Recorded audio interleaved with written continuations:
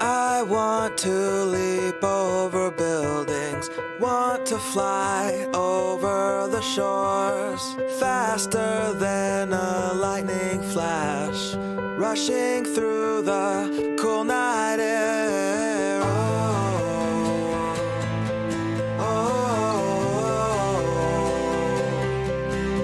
So start ignition, count to 0. I just wanna be a superhero.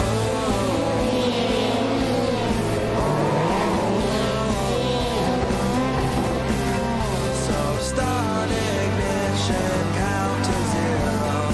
I just wanna be a superhero.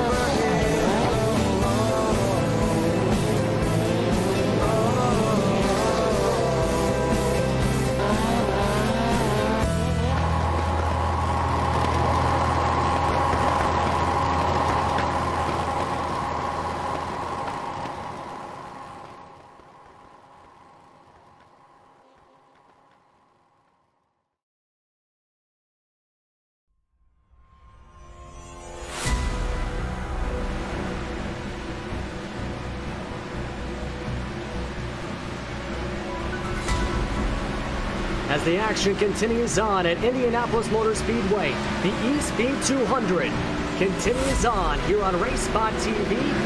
Here once again, pressure's on before the start of the playoffs tonight.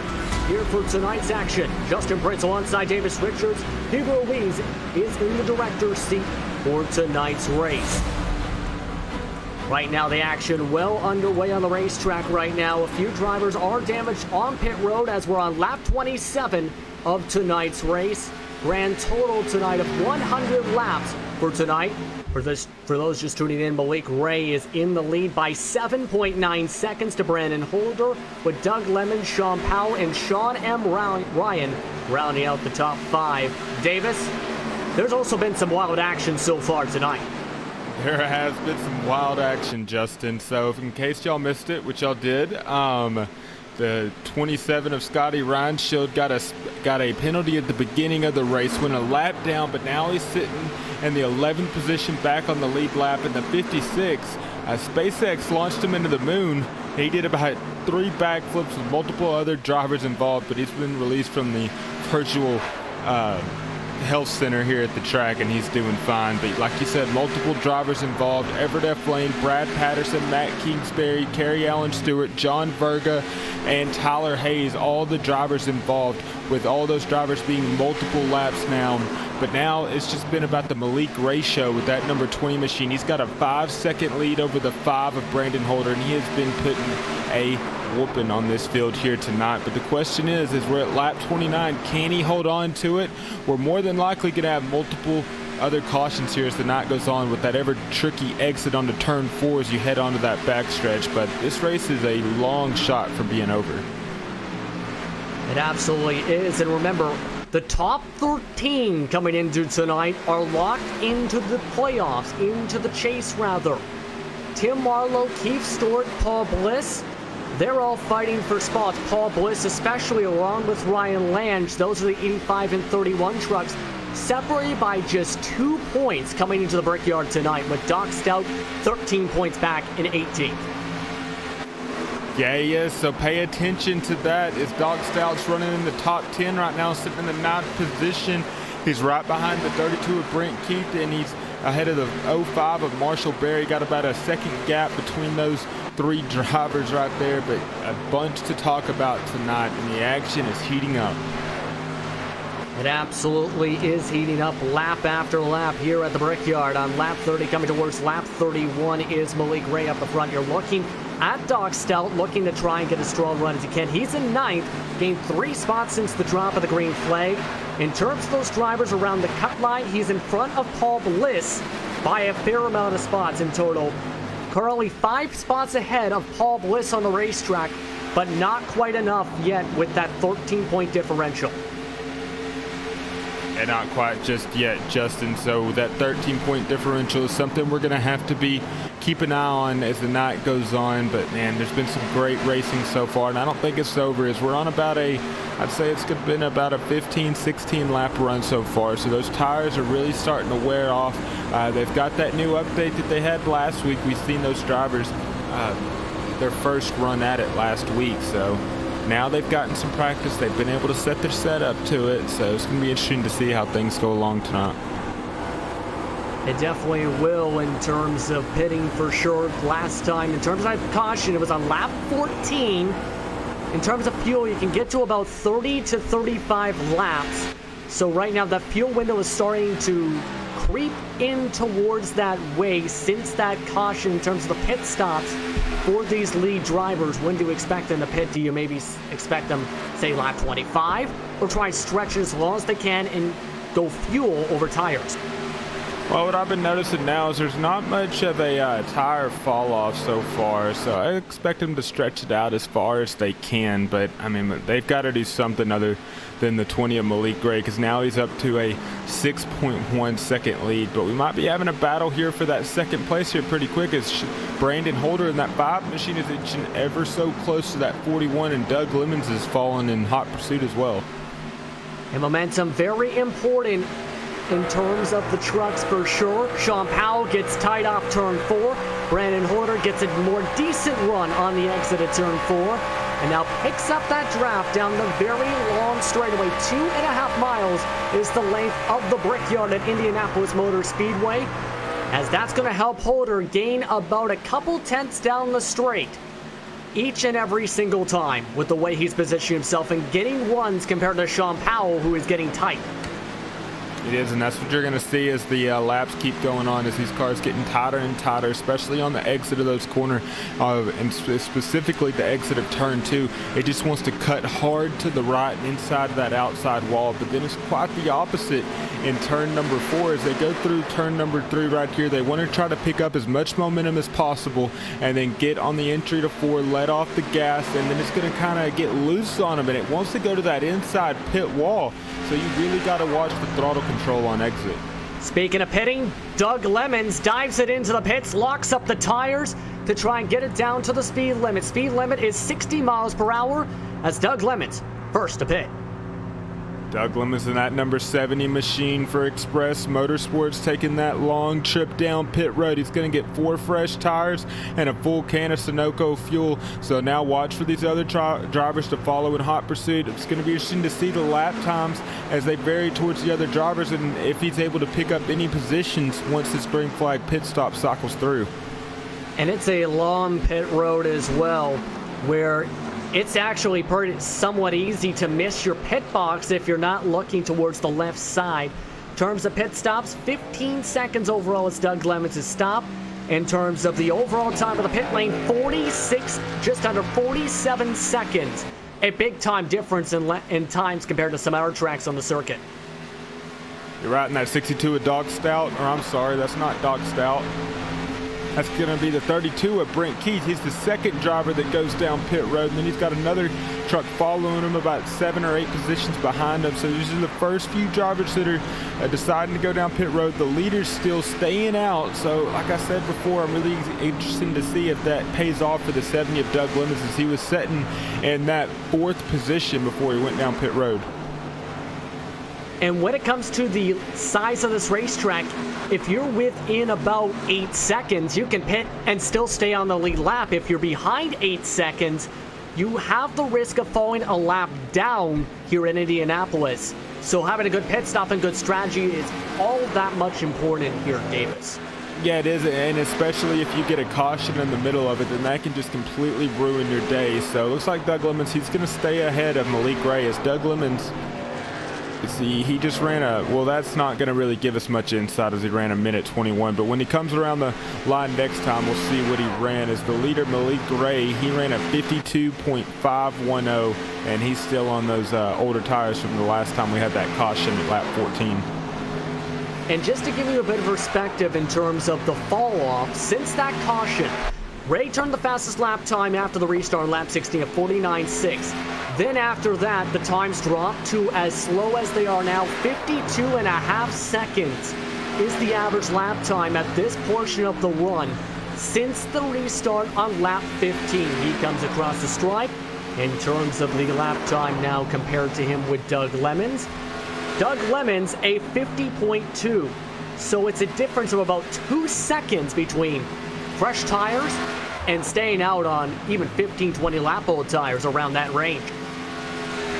Yeah, it is. So there is quite a bit of fall off right here as I'm watching that second place battle, and it's heating up between Sean Powell and Brandon Holder. Just want to know, when are these drivers going to pit? That's the ever-looming question here. It's got to be soon. It must be on. They've got to be on different strategies than Doug Lemons. Doug Lemons might be trying to short pit it here and then maybe make a long green flag run this next time. Now that's dependent if we get a caution or not. I don't think we're done seeing cautions here tonight. I don't think so either, because there's a lot of space, remember, where a lot of drivers will try and pass. Sometimes trucks make contact trying to get side by side. Some will back off, some will not. You see Brandon Holder trying to get a run again on Sean Powell, but again, can't get to right where he needs to be. He's on the back bumper, just about, but he's not able to have Powell get that mistake, really, to be able to help him get the run and go side by side into the corners. And we talk a lot about at tracks about out-braking your opponent, but here is quite the opposite. You want to let off the throttle earlier than your opponent. That way you can just let it roll through the corner, and if you're able to get to that gas quicker than your opponent, specifically in turns number 4 and turn number 2, then you're going to be able to get past them down the straightaways, because with these straightaways so long, you're able to pick up so much more speed by just letting it roll through that corner and getting onto the gas as soon as possible. Tim Barlow, you see on the right side of your screen now in the pit road for the 28 truck. He was slow on the last lap, so you see some damage there on the left front. Something happening with Tim Barlow as the battle still intensifies for second. He pulls into his pit stop for BE Racing as he's all the way back in the 23rd spot. You see that damage pushed up on his truck, but still a lot to go here. A lot of trucks trying to pull the strategy card in this 100-lap race. And another driver to watch too, that 27 of Scotty Reinshield. He's all the way up to that 8th position after having that penalty to begin the race. He actually went a lap down due to it. But with that caution on lap 14, he was able to get the lucky dog and get on the lead lap. He's been steadily climbing his way into the top 10. And now he's in a 3-way battle for that 7th position. Well, actually 4-way battles. There's multiple other drivers behind him and in front of him. Yeah, this is a heck of a battle starting to form up, and when you start battling like this, that allows everyone else to close on by until you can get the run to go side by side and pass on by. So right now, Scotty Reinshield has a bit maybe the faster pace, trying to keep up the Marshall Berry as he pushes up the racetrack. That opens up the bottom side by side with one of the Glove Box Racing trucks for position, as that looks to be, in fact it is, the 33 who's a lap down, in fact, who passes on by. But that's going to hold up the momentum for Scotty Reinshield, rather. It is, and he needs all that momentum that he can get to, because he's got a long way to get there, especially with this long green flag run. So pay close attention to that 33 of Timothy McQueen. Yeah, I want to say he's got fresher tires, but I don't believe so, because he just ran a 53-second lap. Yeah, with Timothy McQueen, he did have a recorded pit stop a little while ago.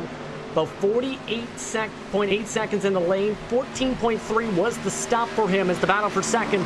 Still very close, but Holder just can't force the mistake yet from Powell to be able to even get a run to about even on the racetrack.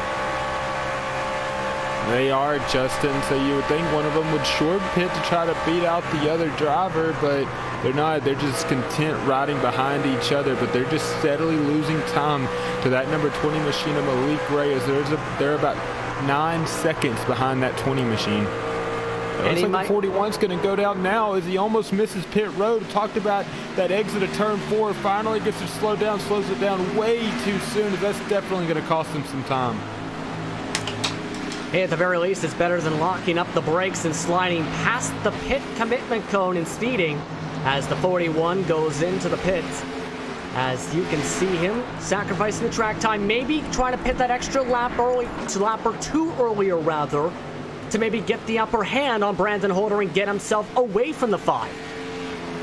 Yeah, you're right. And speaking of locking up the brakes, you don't want to end up pulling a Kerry Allen Stewart and hitting that pit wall. But yeah, we're still watching these drivers. At 20 Malik right now, he's dealing with some lap traffic right now as the cars decide to go down pit road in front of him. Yes, right now we'll see what Holder decides to do. He comes out of turn 4. He passes by a bunch of drivers going in towards the pits. He stays out at least one more time as you're looking at James Torrey, the number 2 truck, leading down this said group of trucks. Also back there is the number 22 machine. That is James Hickson, who's coming off the fan vote for the best throwback paint.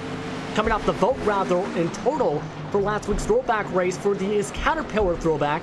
Everyone else now comes down to the pit lane meanwhile. And Doug Lemons, he pitted a lot earlier than the other drivers. He just ran a 52.25. Malik Ray on a lot older tires ran a 52.7. So Malik Ray has got this track dialed in. And these newer tires, yeah, they're faster, but it's only looking like they're just a few laps faster. Once you get about 10 or so laps on it, they really just even out. Yeah, they kind of do for sure, but it kind of helps you when you have to go into the pits for sure, as the 70 still works his way around. He is still trying to gain back time. He's in the A spot. Brandon Holder, meanwhile, comes into the pit lane. That number 5 machine deciding to go down pit road and get those 4 fresh tires. You've got Malik Ray in second, 13 seconds behind our leader, the 20 of Malik Ray with that kick-ass beef jerky paint scheme on that machine. And the 41 machine, he got his lap back of Sean Powell. He got his lap back, so he's now on the lead lap if a caution were to come out. But when's that 20 machine going to go down pit road as he stays out on the track for yet another lap? I think he's going to run this thing dry because, man, these lap times for being on older tires are absolutely killer. His truck is really coming into play right now. It is, but that time was 0.8 of a second off what it needed to be. Fastest pit stop's been in the 14.1s, 14.2s, a 14.8 as Brad Neer pits from second spot. Ray is one of the final trucks who still needs to pit. In fact, the final truck other than Ryan Lange to do so. It is that 5 of Brandon Holder. Now he's sitting again in that 5th position. Scotty Reinschild, he's went down pit road as well in 4th place, but I don't think these results are updated yet. So once they go down around the start finish line, we'll get an updated list of the results as they run. And the 20 Malik Ray, now he's going to go down pit road. He tries to get that thing down into 60 miles an hour. He spins the back tires, but he's able to hold on to it. Man, that could have been disastrous. And he just got underneath 60 miles per hour as well. 59 miles per hour at the stripe is Ray. Let's look at your AMSOIL instant replay. AMSOIL, the first in synthetics. Take a replay right here in the cockpit of the 20 Malik Ray. He goes down pit road. He tries to get her under control. He loses traction, spins the back tires, and finally gets it going. I talk about that turn 4 is such a tricky place. And hold on 1 second. He just missed the pit box. He just spent about 4 or 5 seconds backing into the pit box to make sure that right rear tire was in the stall. So that's going to lose him a lot of time. Could very much close up the gap between him and the rest of the field that was battling behind him. Yeah, you're right, but I don't think that's going to affect him too much. He had about a 10-second lead over the other driver, so he had some time to give away there. But now you see him coming back on towards the track. He's going to fall behind the 41 machine, still using that exit ramp, as he's finally going to be able to get back onto the track on the backstretch. And Ray loses a couple spots to Powell and Keith. The question is, with him having fresher tires now by a few laps to the Gen X racing truck of Powell and the Glove Box racing truck of Keith, this is going to be a question of can he gain up the time. Look how much Ray is gaining up the time right now, and Keith to the point where he's almost running down the back end of the 32 as he passes his way up to virtual P2. He gets into that second position. Now he's just got two more people to pass, the 41 of Sean Powell. And we talked about Doug Lemons. Look, he's sitting in the lead right now. So now what he wants a caution to come out as soon as possible. And he might get it too with these drivers racing as aggressive as they are right now. But that 20 of Malik Ray, watch as he gets behind the 41 of Sean Powell. And he's absolutely going to be able to blast by him. But they've got some lap traffic with that 81 sitting on the high side. The 20 of Malik Ray gets a 41 and push going into turn number 3. And we've seen this a couple times with Ray to try and push on forward. Helps that 41 get by the lap traffic, then passes by the 41 who knows he's on fresher tires as they're catching up and quick to Doug Lemons, closing up a 1.2 second gap in the span of a lap. It's down to just 0.2. Watch Ray go into turn number 1. Lemons stays up high. Ray moves back into first place. He gets back that first position, and now he's got to deal with the number 71 machine of Bobby Everhart. But I think the battle right now is going to be between the 41 of Sean Powell and the 70 of Doug Lemons. And remember, Lemons is on the oldest tires on the racetrack at the Brickyard. He's maybe trying to position himself for that final run. Powell still cannot get underneath Doug Lemons quite yet. Hits the back bumper. Oh, he's bump him. He's spinning. Doug Lemons gets loose. Sean Powell passes by, and he'll move to second spot. I don't think the 70 machine is going to be very happy about that bump. I wonder if it was maybe a miscalculation of how close Powell was in terms of the back bumper to Lemons with the speeds, remember, that Lemons is running. Remember, older lap tires, 0.2 of a second different, 2 seconds rather different. About a second or two difference between him and the rest of the drivers catching up to the back of him now. Yeah, 70 was holding him up just a little bit. That might have been kind of a planned move, but now that 5 of Brandon Holder gets behind that 70 of Doug Lemons. That 5 has got a lot fresher tires. He's going to get him. He's going to try to get him on the entry of turn number 3. He's going to get a quarter on him, so he's going to have the advantage coming through the corner. And Lemons will let off the gas and hit the brakes a bit early, allows Holder on by, as they'll drop him back to 4th. Next spot back on the racetrack would be Brent Keith, then Mike Bruno, Brad Neer, Sean M. Ryan, Marshall Berry, and Scotty Reinshield. As pit stops are all cycled on through, we're approaching the halfway point of the Espeed 200. Remember, this is the cut-off race to get into the postseason for the Espeed Contender Series as things continue to intensify here at this race here at the Brickyard here at Davis. They do, but can anyone stop that 20 machine of Malik Gray? If Malik Gray comes out the winner, he's going to be having so much momentum heading into the postseason. But that 41 of Sean Powell, 4 seconds back, but he's on older tires. We just really, I think for anyone to have a shot at the 20 of Malik Gray, we're going to have a caution come out.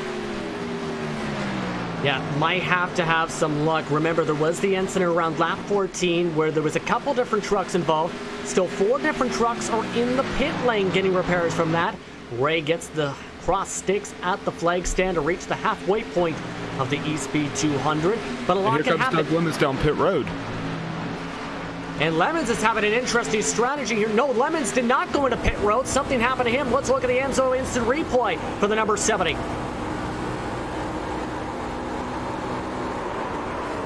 Oh, and he got loose here, Davis. Oh, I thought he was going down pit road as those grandstands block your viewing angle, but yeah, he just got loose off of turn 4. And you talked about it before, Davis, how you can get a little bit loose off the corner when getting back in the gas. With the 70 on much older tires, you've seen the risk of hitting early compared to drivers on much fresher tires there. You didn't. That's the risk you run into, right? Is the risk worth the reward? And obviously, I don't think it is right now. It's because before they had that green flag pit stop, Doug Lemons was sitting in the 4th position. Now he's in 8th place. And that lost him a lot of track position, too. About 3-4 seconds overall from bobbling around. Brad Neer, meanwhile, works his way around Damian Postmesser in terms of lap traffic. Mike Bruno trying to keep up towards the back. Brent Keith battling with Sean M. Ryan behind them in the next grouping, as things are starting to get very close for this battle. Again, this is for 4th all the way up to 7th on the racetrack. Yes, there's a bunch of close battles here, even with this long green flag run, but these drivers still run single file. But you see the drivers, that 32 machine getting the run on the 81. Ooh, and he's going to have the 24 to Everett F. Lane get right in his way, and that's going to slow down his momentum. And Lane coming right out of the pits after that lap 14 incident, very off the pace, scrambles things up, ran near pulls away from Mike Bruno. Everyone else is stabilized. Everyone holds on to the spots they were in before that moment. But man, that was close, going 3 wide into turn 3. Not what you want to do on lap 52 coming into 53. Yeah, you definitely don't want to do that right here. So that 32 of Brent Keith, he's going to have to gain back that momentum as he's trying to get around the number 81 machine of Damian. Man, all right, I'm going to have to try to get this last name down before the end of the season, Justin. Plymisser. Let's go with Plymisser in the number 81 truck. I think it's Plymisser. See, it's a tongue twister. Either way, the race is going on. People are not wanting to have tongue twisters in terms of their driving styles on the track because look at this. Holder was able to jump Sean Powell with all that going on and be able to get himself up to second spot, be able to get the pass by Sean Powell. Yeah, Brandon Holder taking over that second position of the 41 of Sean Powell, and he's got about a second lead over him too, but now he's got to try to run down the 20 of Malik Ray. Malik Ray sitting about 7.5 seconds ahead of the second and third place guys here, so these drivers have got a lot of work to do if they want to get on the 20s level. Here's two problems. One, with the case of Sean Powell, he's got a couple lap older tires than Brandon Holder. That's part of why Brandon Holder was able to chase him on down. And two, Ray's got fresher tires than these two on the screen by about 5 laps, give or take, from his pit stop. And he's turning the fastest lap times by 4 to 6/10 of a second on the racetrack. So it's going to be a tough order as we now look at the battle involving Marshall Berry and Scotty Reinshield. This is for 9th. And I'm looking at the 20s lap times as well, and they're just, man, so consistent. And he's staying in that 51 second range bracket. He's just able to hold it there lap after lap after lap. And even after he gets down to that 51 second, like in the last run, he's able to hold into the 52 second the entire green flag run. So he has really got the consistency set up on that 20 machine. And this is a 0.3 of a second difference between Gen X Racing, Scotty Reinshield, and American Motorsports as Marshall Berry, as both of them having strong runs this season, going to be in the postseason for the chase for the Espeed Contender Series. As you look at them trying to chase it down, there's differences in lines some drivers take. In terms of the corners, a lot of times you want to take these corners, all 4 corners, different ways. Some drivers take it the same as they do in 1 and 2, where they get the left sides underneath that white line. In 3 and 4, that helps Reinshield compared to Marshall Berry, who ran the higher line, lost a bit more speed, and opened up the door for Reinshield to get up to the 9th spot. So now Reinshield up to P9. He's still got a ways up the road, about 3 seconds to the next spot. That is Doug Lemons, who is on those old tires. You see Doug Lemons up on the racetrack. Meanwhile, still drivers, as we talked about a bit before, trying to recover from incidents before. Everett F. Lane, the first of 7 drivers who had to get repairs down the pit lane, letting drivers down. And on the bottom side, you see him, his front end's destroyed, possible engine damage maybe, along with some back end damage, as he's just trying to do the noble thing, let everyone by when he go as low as he can down the straightaway, get as many points as he can, and try and finish this off without a DNF. Yeah, he is. He's just trying to save some points here as he heads up into the playoffs, and it's going to be very important too, because every point can matter, Justin. And right now, I'm just watching it through. It looks like the closest battle we've got is for the 10th and 11th position. That's going to be Keith Stewart in that 7 machine. And every time we bring Keith Stewart into the mix, something bad happens. So let's hope that the broadcaster's curse doesn't strike again. Yeah, the commentator's curse has a fine way of coming into play a lot of times, you know. We're coming towards lap 59, and Keith Stewart has the fastest lap time of the entire race so far, faster than Ray. Thing is, though, he hasn't really had the track position. He started 25th. He's in 11th spot, as mentioned. But when it comes to Indy, track position is so crucial to be able to compete for a victory. It is. Track position can mean everything too, because you have to hit these corners so much differently than the rest of them, and you have to be so consistent. It's unlike any other track that these drivers visit, and man, it's really tough. We went to Darlington last week, and now we're here at Indianapolis, so we've got a bunch of different tracks on the schedule that take very different skill sets as well. Yeah, Las Vegas kicks off the playoff schedule for the Espeed Contender Series. As you can see, Stewart trying to go for the pass on Barry, but they're catching up to Plymesser. Remember, Plymesser is a lap down in the 81 truck, so this is going to make things interesting here. Stewart gets the run, catches on up. They pass by Tim Marlowe, who came out and got some more repairs in the pit lane on the bottom side. Barry's going to try and get underneath Plymesser. Can't do anything. Defensive line for Keith Stewart. Keith Stewart will have to wait at least a lap or two more.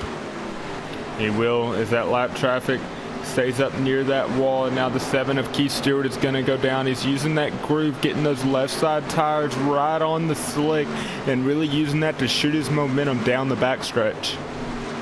And Barry's trying to break up the draft. We see this with some Indy cars. We've seen this in the real life races this past weekend at the Brickyard. Trying to break up the draft and try and hold up any possible run from the driver behind you for position. Yeah, you're right, Justin, but now we go back here, still looking at some other drivers within the field.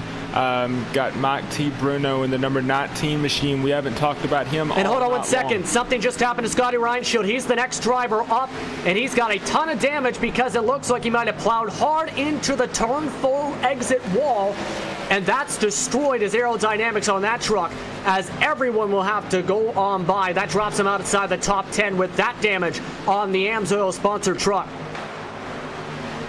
We're going to get an AMSOIL instant replay here and just find out what exactly happened to that 27 machine of Scotty Reinshield, because you're right, he has a ton of right side damage on that machine as he's going to go down pit road, and I'd like to get that damage fixed. Here's your AMSOIL instant replay, the first in synthetics. 27 machine going through the corner.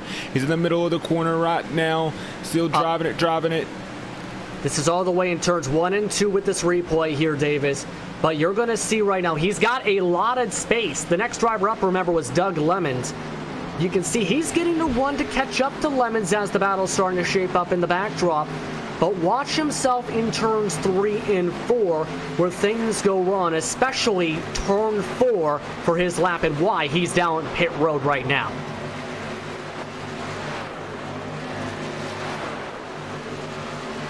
You're going to see it right about now here, Davis.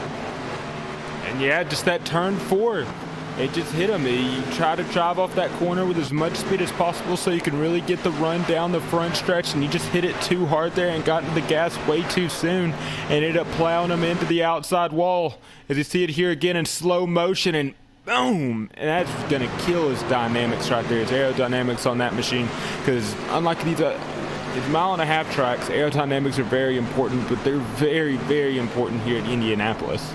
And he's in the pit lane as well, as mentioned from that. You've seen their hard hit. Meanwhile, Perry Snelson's off the racetrack.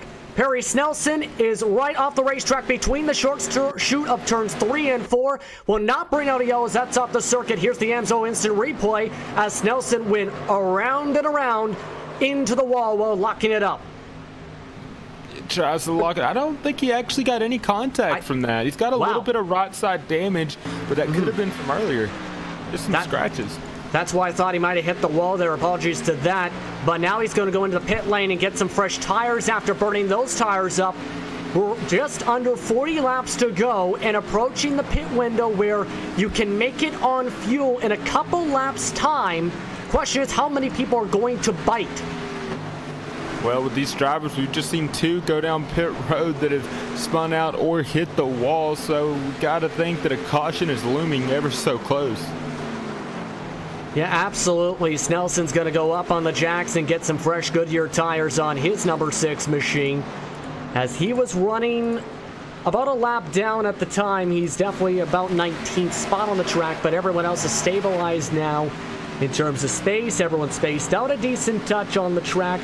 Ray's still got a 10-second lead, meanwhile, to everyone else, as we look at Keith along with now Ray. Ray, remember, freshest tires on the racetrack, second freshest tires rather on the track. Brandon Holder, 5-lap older tires. That has allowed Ray to pull away to a 10.7-second lead, 0.2 a lap faster. He's just so consistent. He's got that setup absolutely dialed in, over 0.2 of a second a lap faster than the number 5 machine of Brandon Holder. And man, that 20 will be great. And we've seen this throughout the season too. He hasn't been consistent, but when he's been good, he has been good. Yeah, and this is near dominant so far for the number 20. So you're now looking at Doug Lemons. Remember, he was the first driver to pit. About 3-4 laps compared to the rest of the field. He's known for short pitting. Do you, if you're Doug Lemons, go and take another gamble and short pit because you know you're about to be in that fuel window? Well, he's seen how what happened to him the last time he short pitted, and it cost him multiple positions. That was also, too, because he got loose in the corner and lost about 3 or 4 positions. I don't know. I mean, yeah, that's a tough call to make. Seeing what happened to him last time, I would just pit with the leaders when the leaders do. But if you want to take the gamble and go for it. And meanwhile, he's catching up to Brent Keith. In fact, you're seeing that now developing, where Doug Lemons has somehow found 0.3 of a second quicker speed to Brent Keith. So this is, again, where you mentioned the time starting to even out when you're on the tires after lap 10. And in the case of Lemons, he's got that long run speed compared to everyone else up in front of him, it seems, in terms of pace. He is now faster than Keith and Ryan. As Keith going to bring them on down, Lemons will try and match. They'll lock up the tires and brakes. And Keith might have sped. He was 64 miles per hour at the commitment cone. He might have been good. We're going to have to see if he does get a black flag, but he might have got lucky right there. It just depends on the scoring pylons and where they time him on speed, but he is right on that rear bumper of the 32 as they head down pit road to get those 4 fresh tires. And I think the 70 of Doug Lemons, he made a split decision right there. I don't think he was planning on going down pit road. Yeah, he was trying to match the driver up in front of him, Keith, and keep up with him and follow his pace. So nice adverse action, to say the very least, for Doug Lemons to keep up with Keith, lock it up, and not make contact as they pull in the pits. Lemons and Keith leave at the same time. They'll be bumper to bumper as they head down the access road through turns 1 and 2. As you can see, cones very likely going to go flying when you're running through the pit exit here at Indianapolis, unfortunately, for those said cones, especially with turn 2 as they avoid those said cones this time. 70 of Doug Lemons is definitely trying to keep up the pace with that 32 of Brent Keith, as he took out about half of those cones right there, but he's still right there on his rear bumper. But did he get a speeding penalty? We'll find out this time by if he elects to go down pit road or not.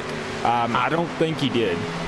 I don't think he did here, because if he sped in that first sector, it's about, I believe it's a 15-second holding penalty, basically, if you speed. And in fact, he's going to go around the pits. He does not get the speeding penalty as his teammate Timothy McQueen pulls into the pits. Keith Stewart also just went off and away through the pits as well to get himself some fresh Goodyear tires on the racetrack, as they're near door-to-door, bumper-to-bumper rather, as they catch up to Sean Powell, who's currently in the 3rd spot. They pass by Stewart.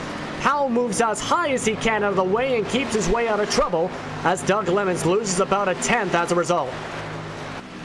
He does. But Doug Lemons, yeah, he loses about a 10th off of the number 32 machine of Brent Keith. But we've seen this last time. Doug Lemons' truck really starts to shine on those longer runs. So about those last 10 laps, I think that's when you're going to see the number 70 machine really start to put the heat on these other drivers. Doc Stout's now in the pit lane on the racetrack. McQueen overran his pit box. As you see, Doc Stout, he was up to 8th spot before pulling into the pit lane. Remember, he needs to have the best finish possible, being 13 points back in the standings coming into tonight. He's off and away with the fastest stop of the night, and he might have just got some luck. Caution is out on the racetrack at the Brickyard. It's on the front stretch, and it looks like it might have been Mike Bruno possibly, as he went sideways trying to get it locked up into the pits. Well, that might have actually hurt Dog Stout. We're going to have to see where he comes out and where that pace car is. And Doc Stout stays on the lead lap. It looks like possibly we're going to see Bruno. He locks it up, went left, went right, spun onto the racetrack near sideways, avoiding the wall. But that brings out the caution, as you can't have a truck rather, 30 miles per hour on the bottom of the racetrack near the racing line. So that's actually really going to help. As you're watching the replay right here, as he spins it around, and oh, he hits the inside wall as well going down to pit road. So yeah, that's definitely going to put a major dent in the 19 of Mike T. Bruno's night. And it looked like he was trying to get onto pit road and then off of turn number 4 and just lost it. But that is really going to help Doc Stout and that 68 machine. I think that's going to put him in the lead. It is. He stays on the lead lap. He got lucky. Him and Bobby Eberhard are the last 2 drivers on the lead lap. Ray, Holder, Ryan, Logwood Jr., Bliss, Bruno, Powell, Barry, all still have to pit. And the smart move is for Keith and Lemons to still pit as well after burning up a few laps on their tires. So, Doc Stout looking like a genius with the timing of the caution with about 30 laps to go. They can make it on fuel 2 from here. Well, I don't know. Now it's showing he's a lap down. At least on my side with timing and scoring here, he's showing up on that side. There's a lot of confusion here that is going to have to be really synced on up. Mike Bruno has to pull in the pits. Pits are closed at that time. Ray will lead the drivers down to pit lane who still need to come in. So things are getting interesting here. Powell, I think, already pit as well. Holder's going to come in. So it's going to be interesting how they're going to cycle this on out now all of a sudden. It is. Either way, though, it can't really hurt Doc Stout because he'll just take the wave around if he is a lap down, as he doesn't even have a lap on his tires, as he was still on pit road when it came out. But it could help him. But they're going to come across the scoring and timing line right now. And I think we're going to have to wait another lap to see where it puts it. Because Malik Ray was still in the lead once he crossed the start-finish line down pit road. Here's the thing, though. Sean Powell is still, I believe, on the lead lap here in terms of scoring. He was 7th at that time he was crossing the line. Everyone else who pit, if he doesn't pull in this time by, he's going to trap everyone a lap down. He does have a slight touch of door damage, but I don't know what else to really say with this now. This is going to scramble things up big time here with the timing of that caution. With so many drivers down the pit lane, Ray is off and away, the first driver out of the pit stalls, meanwhile, here for the Espeed 200. Well, it's showing Sean Powell, he's about a minute 39, so that means he's going to have to get that wave around here. I don't know. We're going to have to wait another lap, see how the scoring time comes out. Yeah. Because I'm about as confused as the next guy. But we'll figure out what's going on. And but there's one thing, though, that this track does, and it's horrible at restarts, and that's breed cautions. I've been in multiple races in Indianapolis. Is once you get that caution, you just caution after caution after caution, and right on the restart, not even making it to turn 1. And what do you do if you're, say, on the high side having to have the restart? You force it too wide, probably not the best words. Keep it too wide rather and try and attack on the high side, or do you back off a bit, go to the bottom side and maybe try and get the run from there down the backstretch, maybe get the position back or try and get a pass? It's go time. I'm going to try to jump that restart. If I can get side by side, specifically on that inside of the 20 of Malik Ray, I'm going to take it and I'm going to push the issue going into turn 1. Like I said, it's go time and it's now or never. You see multiple drivers pulling down the pit lane. Still pace lights are on the car as they still cycle on by. Ray joins the tail end of the field. Some of the lap down drivers go on through. So here is what appears to be how it's going to be scored here. Ray is currently up at the front, followed by Brandon Holder, Sean M. Ryan, and Paul Bliss. Everyone else appears to have to get a wave around. That is 6 on back that is popping up on your scoring right now. Marshall Berry, Sean Powell, Brent Keith are among those. Doug Lemons, Keith Stewart, and Doc Stout are also eligible for the wave around to get back onto the lead lap. So with the timing of the caution, just 11 drivers will be on the lead lap because of when the caution flew and how some drivers had pulled into the pits trying to go for an undercut. Yeah, and this is still going to help the 62 machine at Dog Stout because he is going to have the freshest tires of the drivers ahead of him, because he wasn't even off pit road when that caution came out. But these drivers ahead of him, they're going to have a lap, 2 laps, 3 laps of tire wear on their machine, so they're definitely going to be running slower lap times. So watch that 62 to make his way up through these first 4 or 5 drivers here. But another driver this caution helped is that number 4 machine of Timmy Logwood Jr. sitting in the 5th position, and he's got fresh tires. Yeah, he's got some fresh tires, and that's going to really help him on the restart, I think, for sure, with Logwood Jr., because he pitted a lap after everyone else, really, on the racetrack. We haven't mentioned Logwood Jr. Ray's going to pull to the back of the field as he dives into the pit lane. Interesting strategy with the number 20 to go all the way to the back for this restart here. Wonder if something might be happening with Malik Ray. I'm not sure if he got a black flag or if he's just playing with us right here and saying, hey, I dominated the whole race. We're going to have about 25 laps to go here. I'm going to put on a show here for the fans. Yeah, that would be interesting. But then again, remember, it's just enough in theory with the fuel. Maybe he's not wanting to take anything for chances. Everyone gets waved on by the field. He's taking fresh tires on with the pit stop as well, as he's going to now, I think maybe he was trying to match up with the 4, actually. Maybe. Well, I just got word from race control, says he was bored and wanted to pass cars, probably. I mean, Ray does like a challenge, and with 11 drivers on the lead lap, it's not the biggest risk. The question is, can he do it clean is the question. Here's how they're going to be stacked up at the front now. It's going to be Brandon Holder and Sean M. Ryan. Paul Bliss has been cycled to 3rd. So Bliss trying to gain more spots. He's in decent track position compared to Stout. Ryan Lange's had a very rough day. He's not on track. Timmy Logwood Jr. 4th. Marshall Berry in 5th. And then it's lap traffic. Gregory Thompson is the 24th position truck on the track. He's on the outside of Marshall Berry. So the top 5, and then every lap truck, and then the wave around trucks, and then you have your lead truck for much of the day in Ray. Pace car coming down the front stretch at the Brickyard, getting ready to dive on down, gets underneath the commitment cone. As Holder goes immediately, off and away we go. We're back green for the Espeed 200 at the Brickyard. The 5 of Brandon Holder takes the advantage over the 04 machine of Sean M. Ryan, and you've got Timmy Logwood Jr. following in close by in 3rd, but the driver to watch is going to have to be the 20 of Malik Ray, sitting in the 6th position, and he's behind some heavy lap traffic, so we're going to have to keep an eye on him. As also we've got Doug Lemons way back in the pack as well. You see near 3 wide with some of the lap trucks. Timmy Logwood Jr.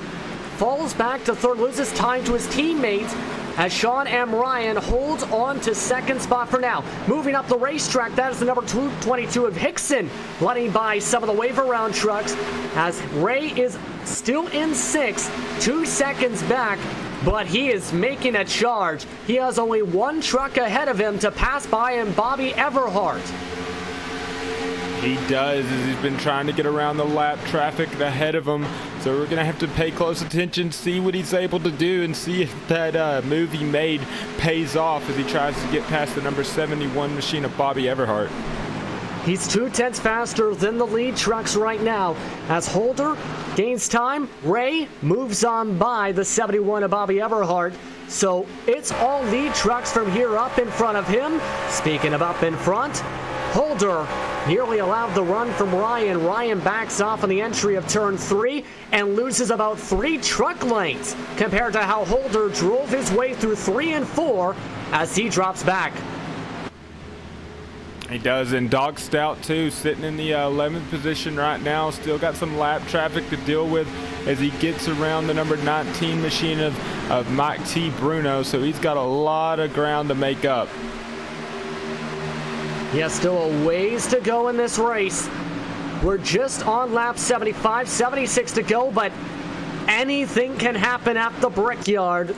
as you've seen a lot in real life, as Ray continues to close up the charge to these 4 trucks. Along with Paul Bliss at the edge of your screen, Ryan, he's now losing time, though, to Brandon Holder, especially in turn 3, it looks like, and turn 4.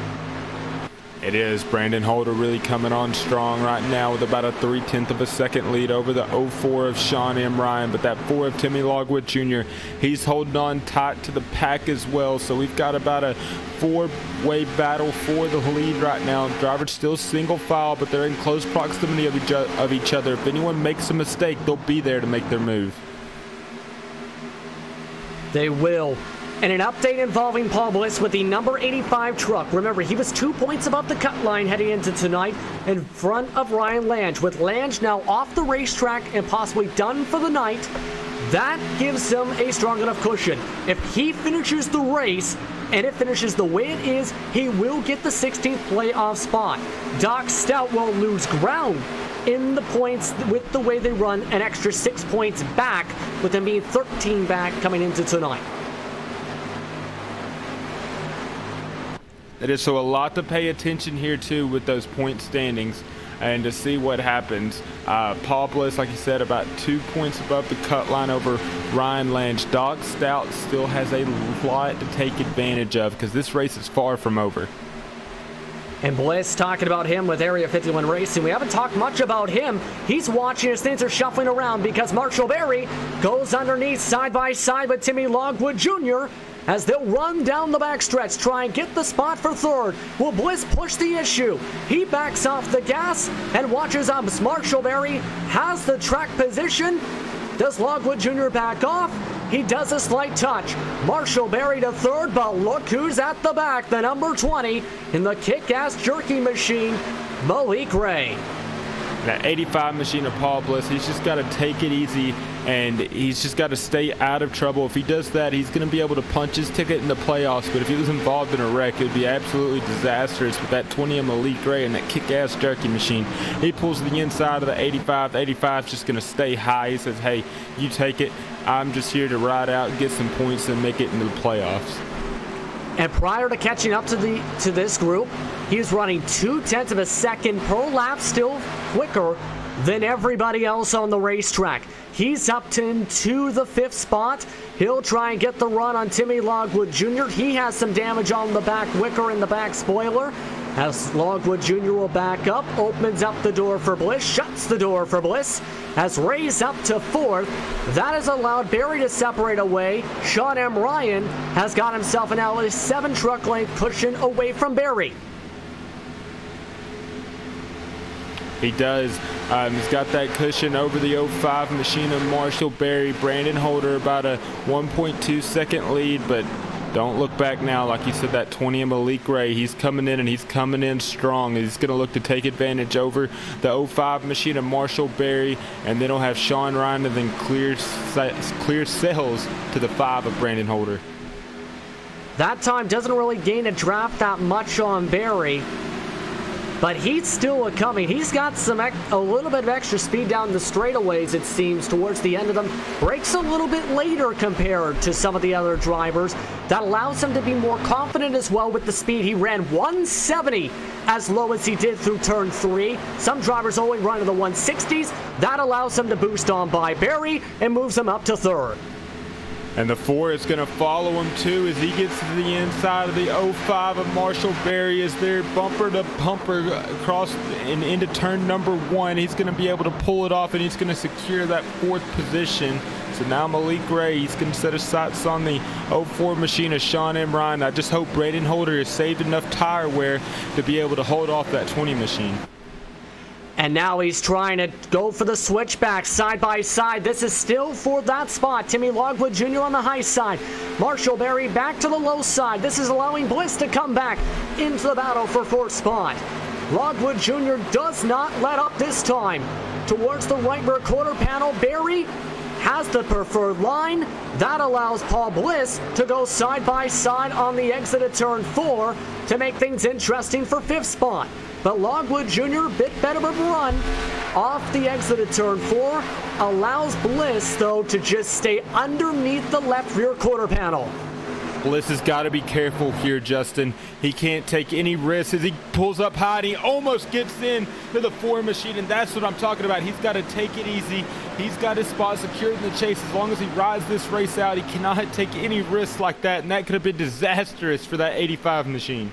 Under 20 laps to go at the Brickyard for the Espeed 200. Drivers starting to run defensively at this point to gain as many points as they can and as best of a run as they can heading to the playoffs. As Bliss has now dropped back a couple tenths behind Timmy Logwood Jr. Gaining a couple tenths again was Malik Ray as he goes now side by side down the front stretch with Sean M. Ryan, as you see at the top of your screen. He's got the run. He'll try and go side by side into turn 1. But remember, Ray's got the faster pace. Ryan still gonna try and put up a fight, I should say, but Ray much more confident, able to make the pass. Almost hits the wall though. That 20 he is driving with a ton of confidence as he's just making those moves and he's making them look easy, and you're like, how is his truck supposed to do that, especially on the exit of the corners? But he's making it work, and now he sets his sight on the 5 of Brandon Holder about 2 seconds back. He's got enough time to catch him, but does he have enough time to pass him? That's going to be the key. And when I think Ray catches him, I should say, Holder, I don't think he's going to let him by like some of these trucks have that are in towards the top 5, knowing he's a faster truck today. He's going to fight as hard as he can to try and get this victory for America Motorsports compared to Ray. As you see the gap, 2 seconds, but this is where Ray really gains the time in terms of confidence in the corners. He, this time by, tries to close it up a touch. As we drop back to the battle for 5th, where Logwood Jr. is now 4.5 back and keeping up with, it looks like, Barry up in front of him, as you see that down the backstretch. He is. Logwood having a very good race here this evening, sitting in the top 5, so running the 5th position. He's had a very strong evening here today at Indianapolis, but can he capitalize even more and grab another position? And when it comes to Ray, he just gained another 2 tenths. It looks like his strength turns 3 and 4 to the rest of the field. He just gained 4 tenths, in fact, as they shuffle behind. Barry blocks. Logwood Jr. tries to follow. Blocks Bliss on the high side as they'll go single file once again into turn number 1. And here's Bliss. He's got to be careful again. He's been really hot and heavy on the number 4 machine as he goes to the inside of him through the middle of the corner, and he's going to be able to clear him through the exit. But does the 4 of Logwood Jr., does he fight back? And Logwood Jr. looks like he's trying to keep up with the draft, but is losing some speed down the back. But let's look how Bliss handles turn 3. A lot of drivers today have had their strength with turn 3 to get some passes. Bliss is stronger than Logwood Jr. this time by, and now he's about 4 truck lengths away from Timmy Logwood Jr. Secures himself for now to P5. And that's what it's all about here today, is that exit speed and being able to really capitalize on the exit for those straightaways and really build that momentum up. Speaking of momentum, 7 tenths of a second faster was Ray last time by. He's down to under a full second. Look at how much he's gaining since getting clean air. What do you think Holder is thinking as this lead is shrinking and shrinking fast? Oh man, only so many things can be going through his mind right now. He's pretty much a sitting duck right now. You don't want to overdrive it and just completely ruin your day.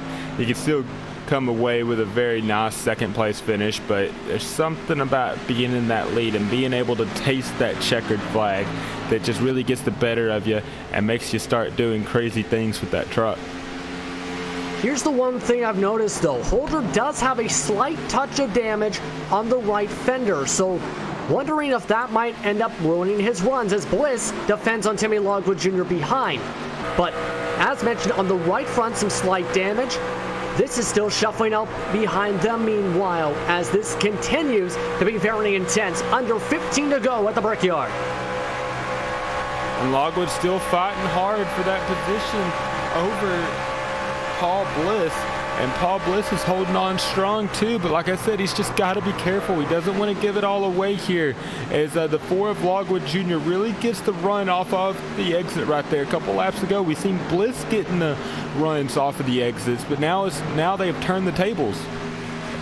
And for Logwood Jr., it might help a little bit having the draft up in front again, down the straightaway, such a crucial part out the Brickyard to gain time. And with Paul Bliss, no one else is in front of him, so he doesn't have somebody to gain a run on and or help shuffle things around a little bit. So that helps Logwood Jr. gain some time more and more here at Indianapolis. You're right, Justin, but back to the lead. The 20 of Malik Ray is within half a second of the 5 of Brandon Holder. So that 20 of Malik Ray, now he's got the draft of the 5 of Holder. And Holder actually gets loose on the exit right there, but he's able to save it and keep it under control. But now is when the draft is really going to start coming into play, and they're going to have to start dealing with some lap traffic as well. But the lap traffic pulls off to the side. That's going to be the 88 machine of Gregory Thompson. Gregory Thompson having a rough day. You see some of the damage on him.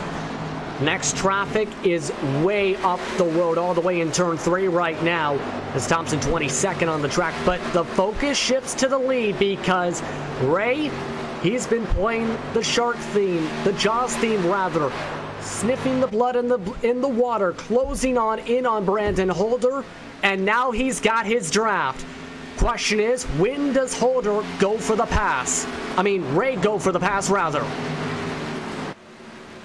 Well, I think he's going to do it within the next 5 or so laps, because he wants to be sure he grabs that lead before lap 95 in case a caution does come out. But it's taken him a little bit longer than I expected him to. It hasn't been easy sales for the 20 of Malik Gray. He definitely got the excitement he was hoping for by going down pit road at the end of that caution.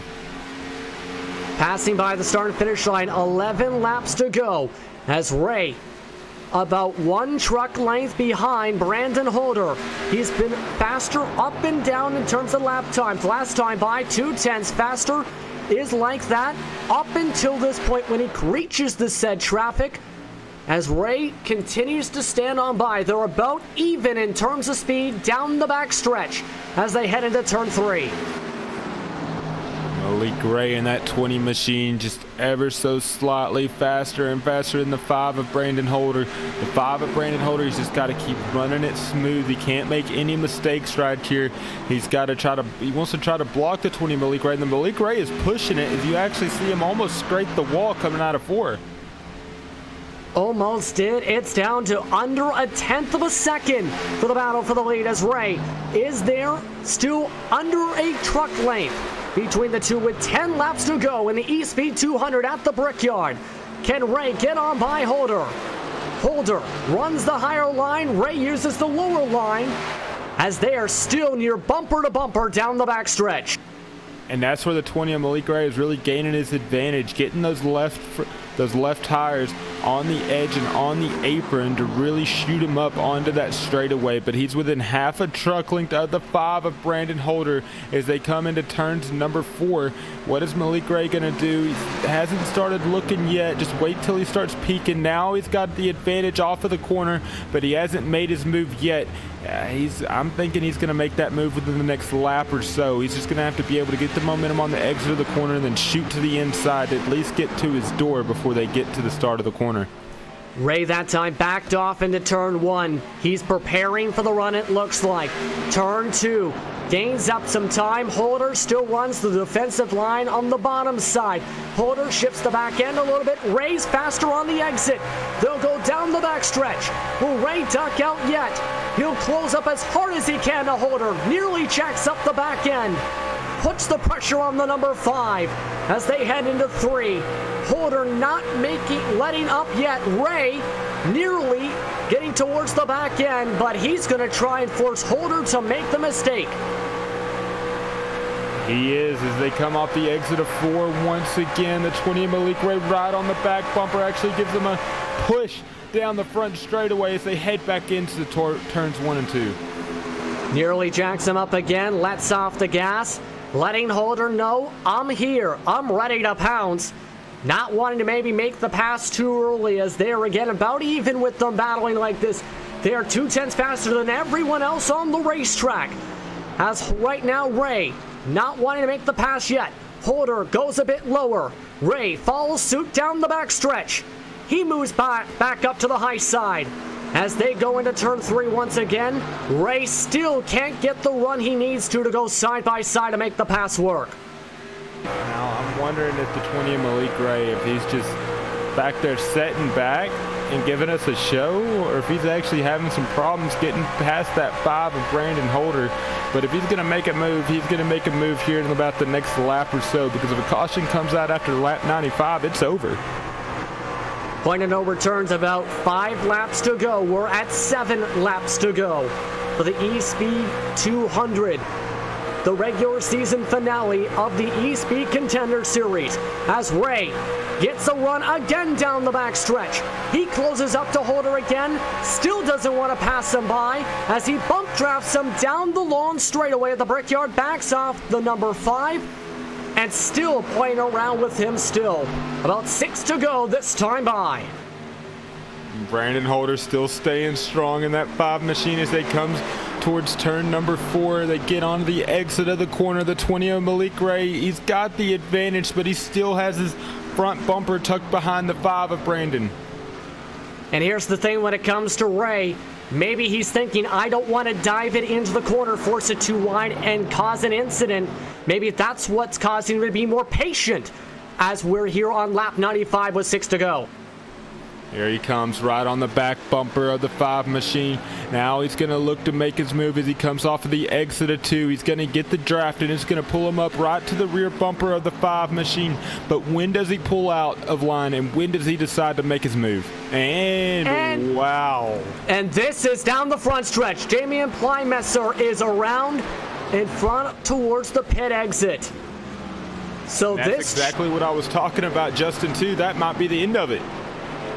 We might have the potential, too, of a one-lap shootout. As you see, Plymesser tried to keep it off the racing line, but hit hard off the left wall. And ricocheted onto the racetrack, as you see the Enzo instant replay. Here's his onboard. And I think, again, he hit those white wormhole strips that makes you very loose on the exit. And that's where we've seen all the cautions at tonight, too, is that same exact impact off of the exit of 4. And we're at 5 laps to go, as we'll have to see if we are going to be done here, because sometimes at the Brickyard, they sometimes extend it to where you have the 2 laps to green with about 3 laps to go.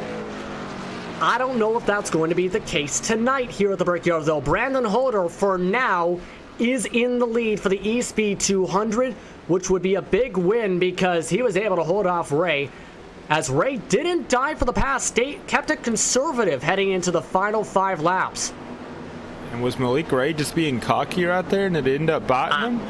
I don't know. I don't think it was over, but we're going to find out. I don't think it was cockiness. I think it was, again, about patience and not wanting to force something and causing an incident by being too aggressive. Because he's had some strong runs, Ray has, yes. Sometimes, too, he's had a couple incidents here and there which had some aggression. He's won 6 races, second most of the season. If Brandon Holder does get the victory, this will be Holder's 3rd win of the season heading to the regular season. And it looks like everyone will have a shot diving in and missing the pit lane. No one's going to risk it, just in case. They thought about it, though. They thought about it and maybe tricked themselves into pits. Yeah, that tricked me, and if I'd have been one of those drivers behind them, I'd have definitely fallen for the trap right there. But if you're sitting, if you're sitting in the 5th, 6th spot, why not go ahead and go down pit road, get those 4 fresh tires, then you've got the advantage over the drivers ahead of you. Following along with Marshall Berry, he's in 6th, and he had some heck of a battles tonight. Paul Bliss finishing up in front of him, if it sticks, in 5th. Sean M. Ryan having another strong top 5 run. He would, if it finishes off officially, in the 3rd spot. Timmy Logwood Jr. 4th. And Keith Stoll, we haven't talked about him too much, is in the 7th spot. 4 drivers did pit, though, that were on the lead lap. Sean Powell, Brent Keith, Doug Lemons, and Doc Stout rolling the dice in case we go back to green.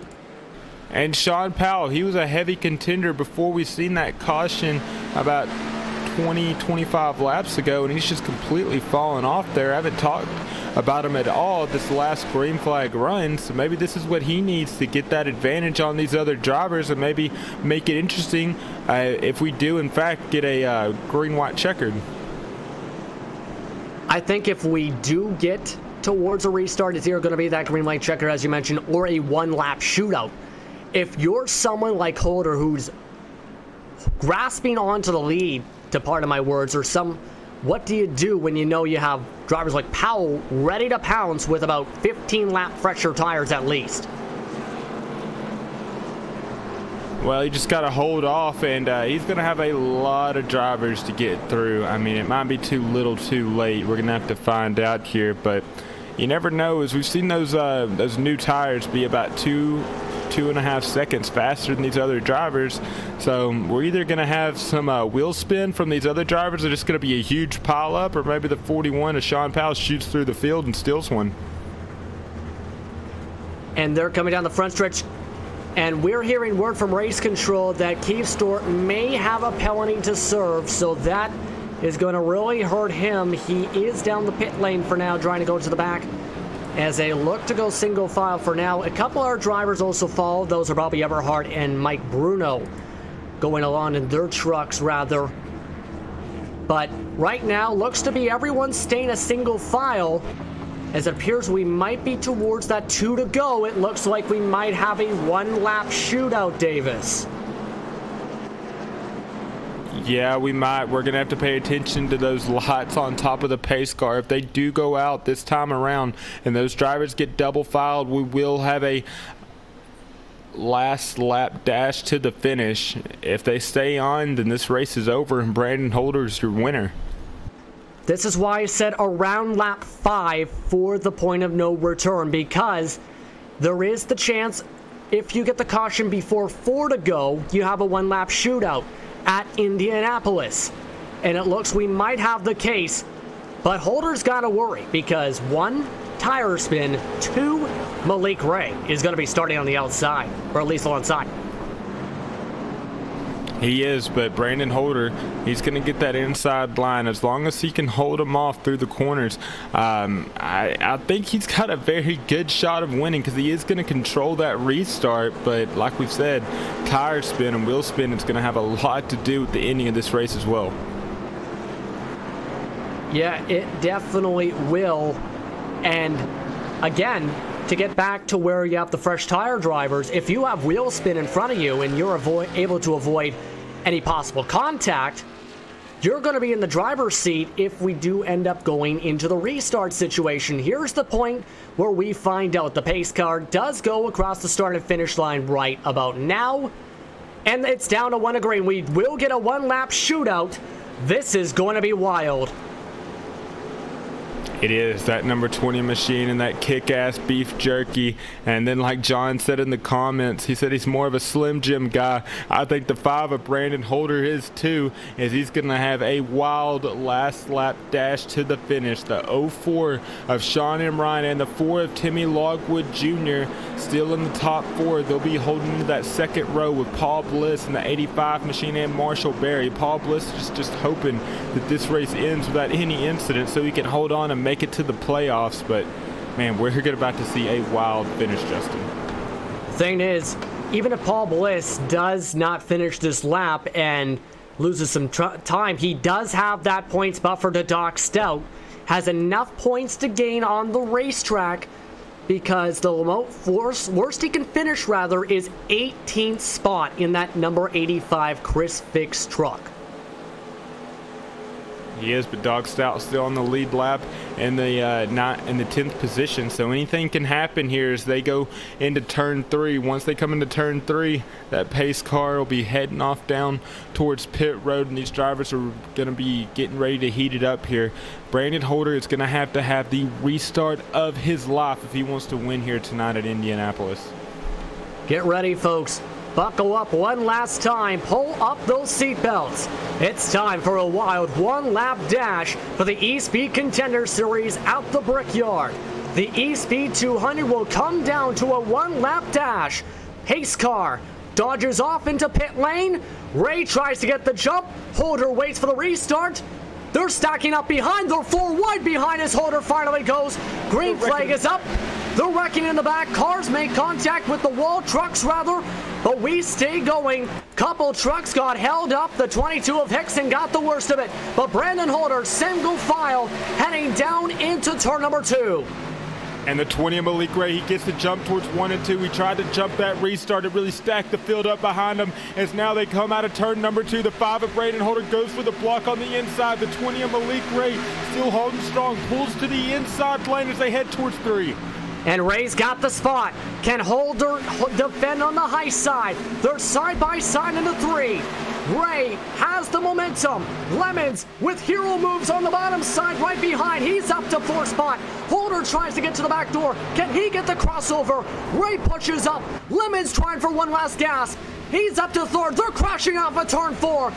And Malik Ray will hold on to win the Espeed 200 at the Brickyard. Sean Powell still going around. They're still wrecking behind him. The 24 of Everdef Lane drivers still piling up. But you're right, Malik Ray takes the victory. And man, I think on that last lap, they tore up about 12 or 13 trucks. And did you see Doug Lemons charged up to 3rd? And if there was one more lap, he might have won this race with how strong of a run he had. My goodness. As Malik Ray has win number 7 of 2018.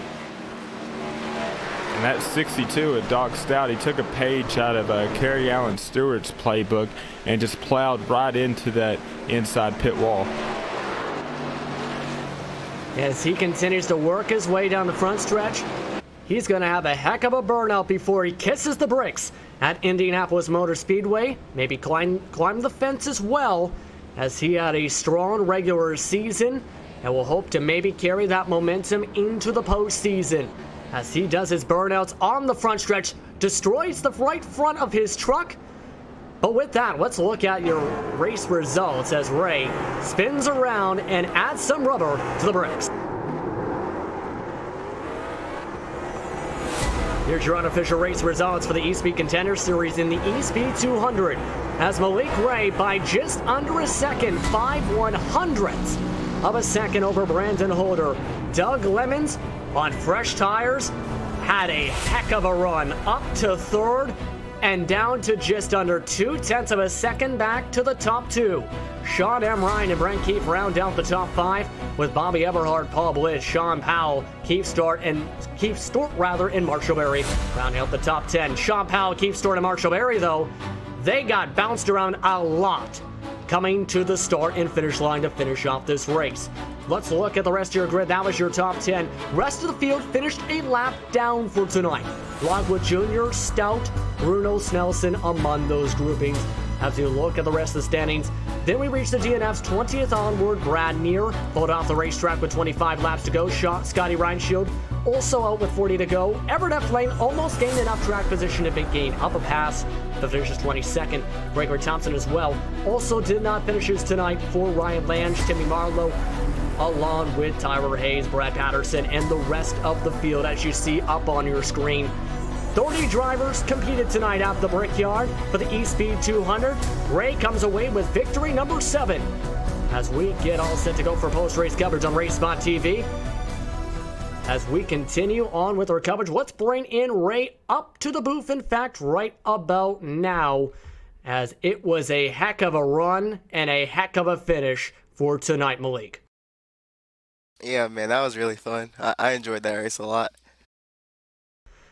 And that was definitely looked competitive for sure in this race tonight. Talk us through how your truck was feeling throughout the night in terms of the speed, because you had a heck of a blazing amount of pace during the long runs, about 0.2 of a second faster. The truck was actually really, really good. Like, I didn't have to make any changes throughout the entire race. That's because of my team over at that Nexus. I appreciate all their hard work. But yeah, the truck was like, it was really like, it was great. I didn't have to make any changes at all or touch anything, not even tape, tire pressure, anything at all. You gotta love when a truck comes right out of the box and is absolutely perfect. But let's talk about those final few laps after the second to last caution, starting towards the back charge your way back up to the field, and then you have the crazy finish. What was going through your head as that was all going on to try and hold on and get a pass done on Holder? The last couple of laps, I was just sitting behind Holder. I was gonna try to just wait until like the last lap, but then we had a caution with like, I think we had 5 or 6 to go, and then we had the last lap restart. I was expecting him to go like as soon as the pace car dropped, but he didn't. So I kind of like lagged ahead of him a little bit, and then I think he missed a shift going into one, like I think he tacked out or something, but I guess that's what allowed me to get the run going into turn 2, I guess. For sure. As we head into the playoffs, though, heading towards Las Vegas next race, who do you want to thank for being a part of the ride throughout your successful regular season? 7 total wins for the regular season. Just JD Laird for the paint schemes, and Nexus for all the hard work that they do on the sets, and Ashton Crowder and Kick-Ass Beef Jerky for hopping along this ride to sponsor me. I appreciate all you guys, and you guys broadcasting. I appreciate that too. Thank you very much, Malik. Congratulations on win number 7 tonight in the Kick-Ass Beef Jerky truck. Thanks, man. I appreciate it. And that was Malik Ray once again coming away with the victory tonight. Random telemetry for tonight's action is Marshall Berry, and we're going to bring in one of his teammates, Brandon Holder. Davis is standing by with Brandon. Hey Brandon, it's Davis up here in the RaceSpotTV booth. Man, you were holding on strong to that first position with Malik Ray breathing heavy down your back. What was going through your mind those last 20 or so laps? As I'm sure that rearview mirror was getting fuller and fuller of some kick-ass beef jerky. Yeah, it was. I think he was just playing. He could have passed me anytime he wanted. He was super fast, but proud of the run anyway.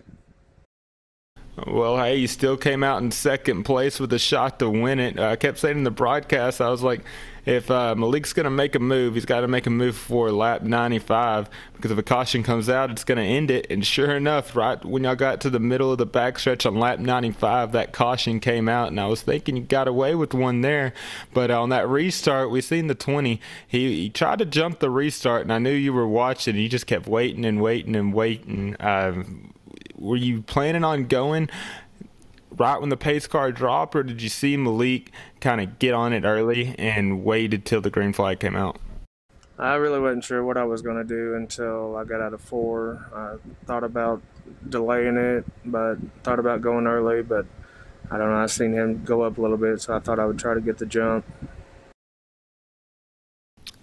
And with the cars too, especially with the update that we had last week, this has been y'all's really first full week to really test and tune the cars. How do they feel, and how are they different as opposed to 2 or 3 weeks ago? There's quite a bit of difference in one way, and another way it's pretty much about the same with the high cameras and stuff still. So I do think it's better than it was, but I still think they've got some ways to go. Well, hey, Brandon, coming away with a second place finish, that's going to build you some momentum heading into the playoffs. But before I let you go, you got anyone out there you want to thank? Yeah, I want to thank Kevin Steed with Steed Brothers Trucking, pitboxes.com, and Sim Racing Apps. I also want to thank the team. We were running top 4 there for a while and hoping it was going to turn out good. I think Timmy and Marshall got into something there, but proud of Sean putting in the top 5 there, and proud of the whole team for making the chase this year. Yeah, well, congratulations again, and yeah, that'll be a big help too with all your teammates in the chase and trying to run down that championship. But hey, we'll see you out there next week at Las Vegas.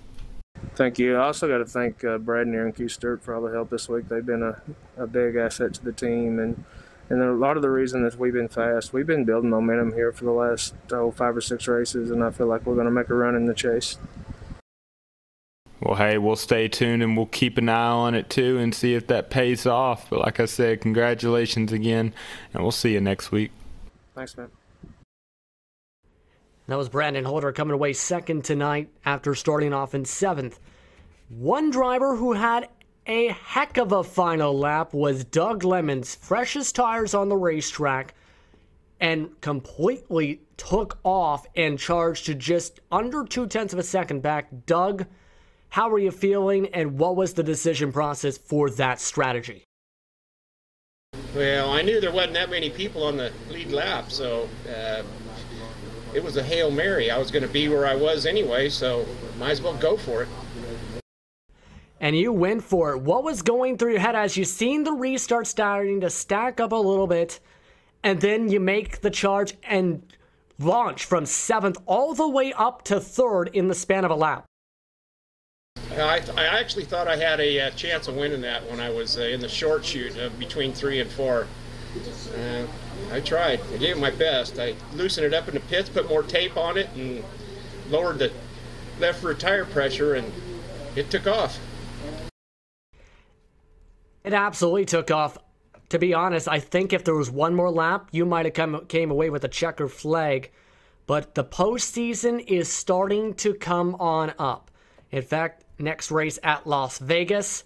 With the chase, what is your team's strategy going to be to try and have the best runs possible then? Top 3s, you know, wins are great, but top 3s is what I'm looking for. Top 5s, right in there. You got to be there at the end to advance. So just play your cards right, and we got a few things going. And I'm curious to see what those. We both are curious to see how those things go when we head to round number 1. But with that, is there anyone you want to thank for being a part of your top 5 run tonight? Oh yeah, I'd like to thank my teammate Perry Snelson. I'd like to thank Brent Keith from GBR and Timothy McQueen. Obviously Keith Stewart for the league owner. You guys for broadcast. It's a lot of fun to watch it the next day. And Doug's Auto Repair for making it happen. Thank you very much for the time. Congratulations on the 3rd place finish tonight. All right, Justin. Thanks a lot. That was Doug Lemons coming away 3rd tonight after starting off in 6th with some of the freshest tires on the racetrack. That shifts things to the 4th place driver for tonight. Sean M. Ryan was in the mix of things after the caution, had some decent runs. Davis Richards is now standing by with him. Hey Sean, this is Davis up here in the RaceSpotTV booth. Man, coming away with a 4th place finish out there tonight. Actually had a chance too for the win. He ran a strong and hard top 5, especially on that last green flag run. How challenging was it holding on to that car when we had as long as green flag runs as we did throughout the night? Yeah, it was getting pretty loose there throughout the end of the runs. I was holding on for a lot, just watching the relatives, seeing the guys catching me. It was a chore not to wreck it, for sure. And now that you've seen what Doug Lemons was able to do and was able to come back through those fresher tires, would you change your mind, or were you happy out there staying on those older tires for that last restart?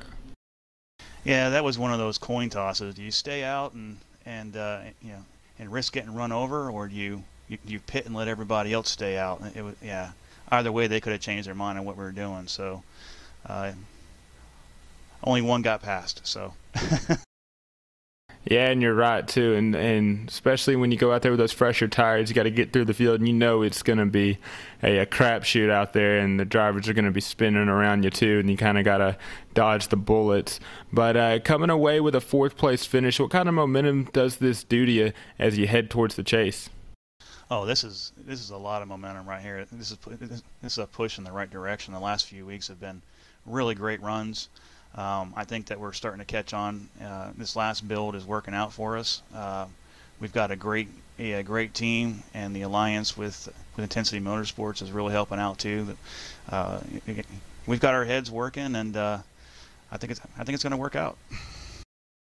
And we were at Darlington last week, and then with Indianapolis this week, but now we head back to a 1.5 miles at Las Vegas. How do you feel towards the setup building and towards the driving styles heading into a 1.5 miles like Vegas? I think Vegas should work out pretty good for us.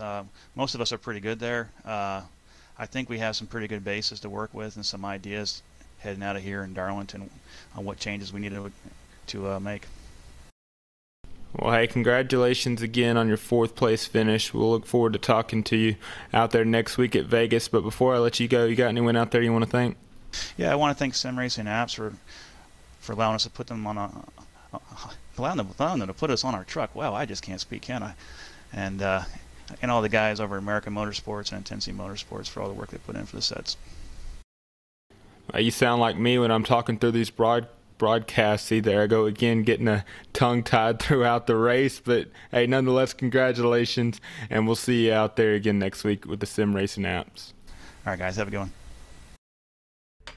That was Sean M. Ryan finishing off 4th tonight, as that leaves one last interview before we finish off with our final thoughts. Brent Keith finished off in 5th tonight.